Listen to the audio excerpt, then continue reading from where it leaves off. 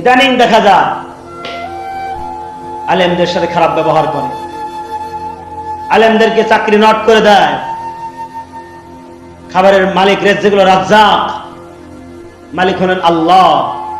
এই জন্য আমি আপনি চাকরি নট করে দিলাম যে তার খানা বন্ধ হয়ে যায়, এরকম না। এই জন্য যেই আলেম 5 ওয়াক্ত নামাজ আপনার জন্য দোয়া করে, সেই আলেমের বিরুদ্ধে আপনি যান কেমনে? কেমনে জানলে ভাই? একটু মায়া লাগে না আপনার? একটু কষ্ট লাগে না? অনুরোধ করছি, আলেমের বিরুদ্ধে যাবেন না। মোবাইলের মাধ্যমে দেখলাম যে অমুক আলেমদেরকে মসজিদে নামাজ পড়তে দেব না, অমুক মুয়াজ্জিনকে মসজিদে দিব না, অমুক গোষ্ঠী নামাজ পড়াইতে পারবে না। এটা খুব দুঃখজনক কথা, লজ্জাজনক কথা।